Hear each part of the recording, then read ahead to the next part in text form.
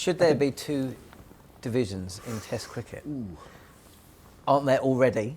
There are already. Unofficially. Yeah. And what will cricket look like if it implemented 2 divisions? And would that spell the end of the World Test Championship? That's all the questions I have. Okay, so the first thing is, this is a bit like, remember when we changed to 2 new balls in one-day cricket? Everyone's like, I can't believe we're using 2 balls in one-day cricket. It's like, we've been using 2 balls in one-day cricket since the start. It's just that they used to change the other one at the 35th over and chuck out another old one. Like, we already have 2 divisions. We have the World Test Championship division, and we have this other division that we ignore, right? Like, we already have 2 divisions of Test cricket.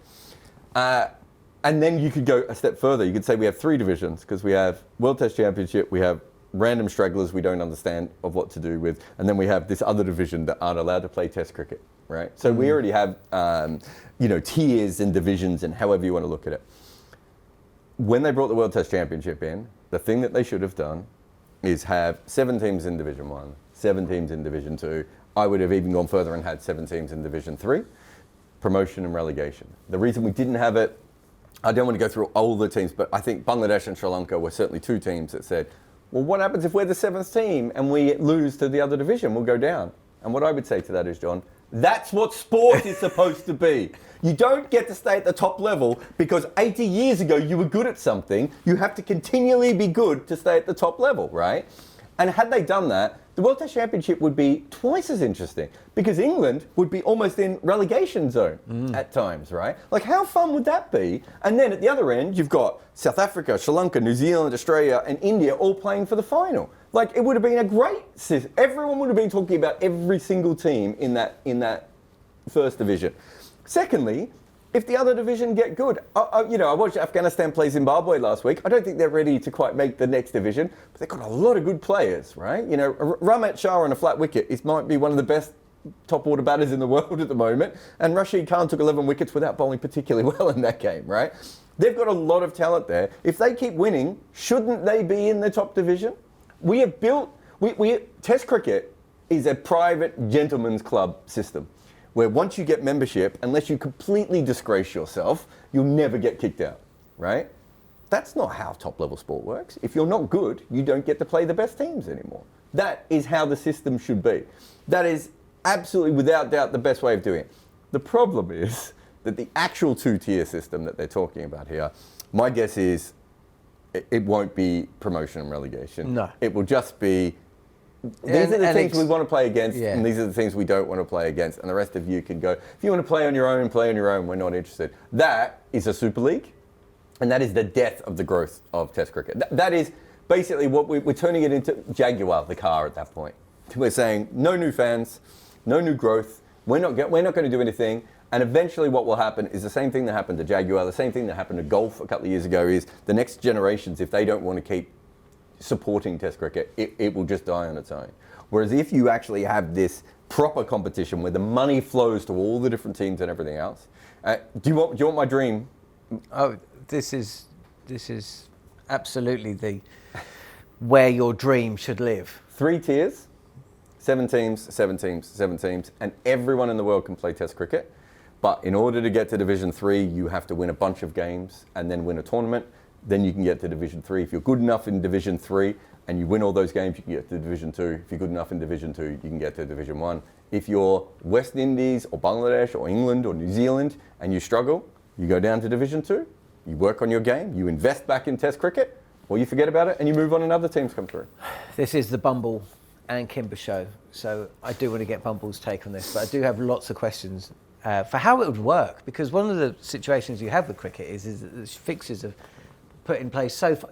We know when the Ashes is going to be played in the 2050s, right? Or at least we did. Yeah. So how does that all work? Does that mean that we don't play Ashes because England have been knocked out of Division 1?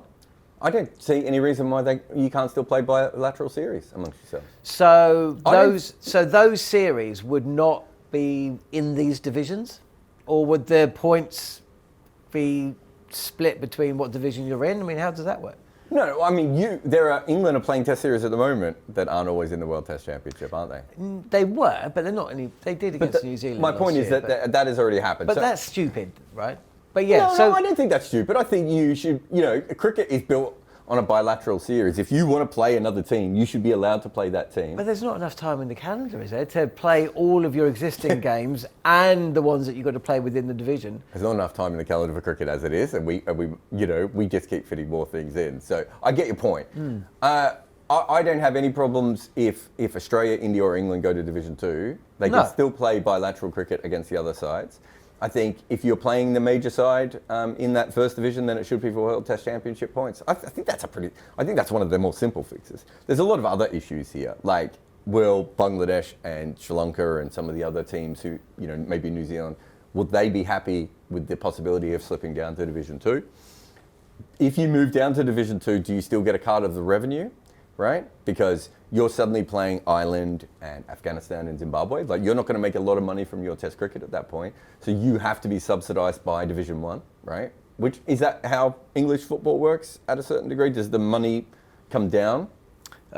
Yes. It does filter down. Yeah. Not to mega bucks, but it does filter down. I think you have to do that because otherwise, I think it's very unfair to the teams who have helped build Test cricket to this point to be like, you get to Division 2 and you can't make any money. If you're relegated from the Premier League, there's a parachute payment. Yep.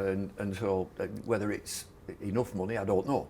But that does happen. Yeah, because there is a massive difference as well, because that's domestic TV, domestic sport played within like a contract broadcast agreement.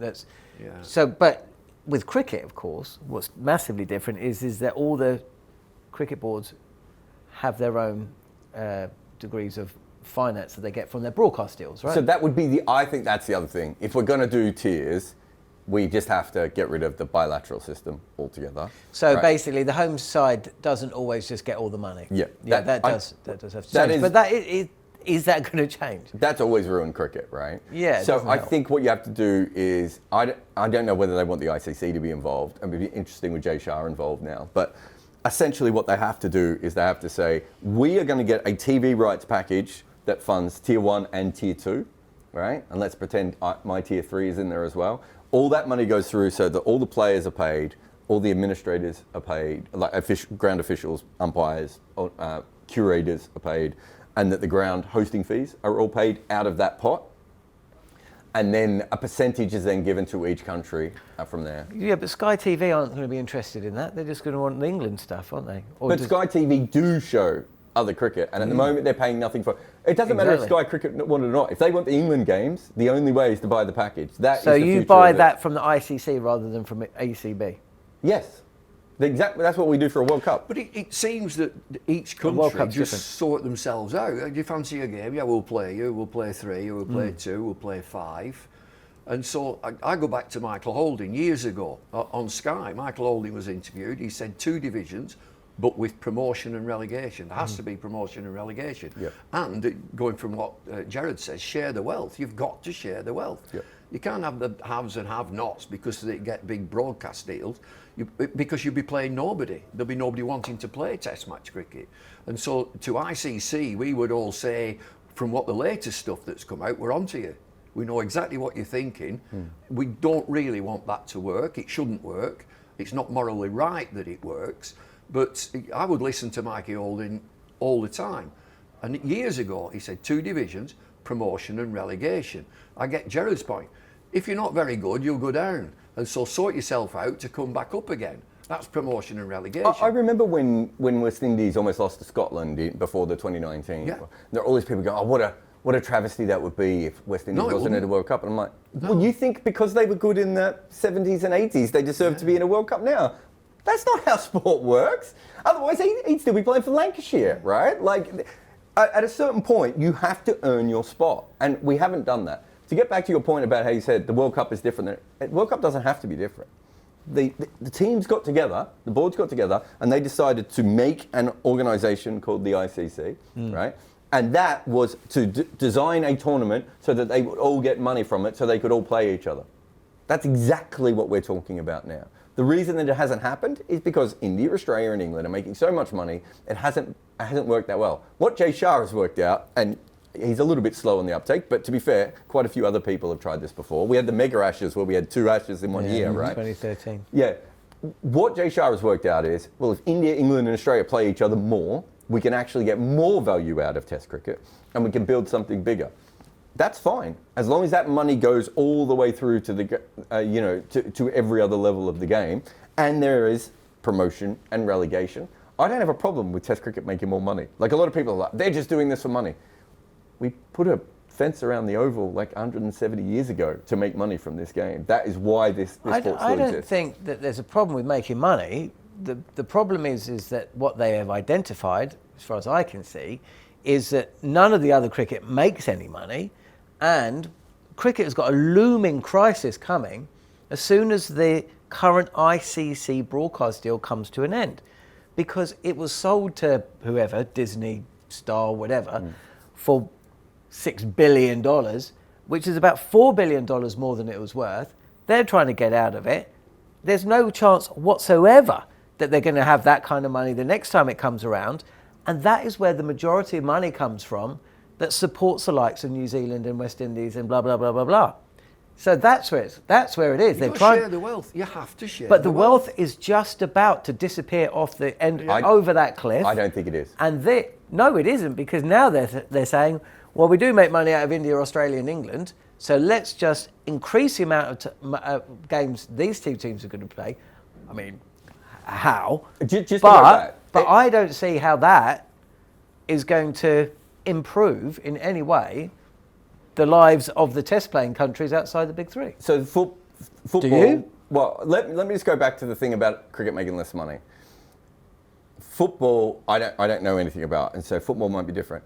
Almost every other sport I follow, the broadcasters are complaining about something and how they want to discount and how they pay too much money. And then the next time a rights deal comes up, they pay more money. Well, that hasn't happened in football. Yeah, so that happens in basketball. All you ever get is the broadcasters go, oh, you can't rest your best players. We paid all this money. And then the next broadcast deal comes up and they pay more money. Cricket Australia, they've had it over 2 different rights deals and they still keep getting money. I'll give you one massive difference. If you look at the broadcasters in the market for American football or American sport, you've got Netflix, Amazon, CNN, NBC. I mean, you've got 4 or 5, ESPN. How many have you got in India? It's not just about India though anymore. Well, it is kind of important. No, it's not, because you have... How many have you got in India? If you're talking TV broadcasters, you don't have many.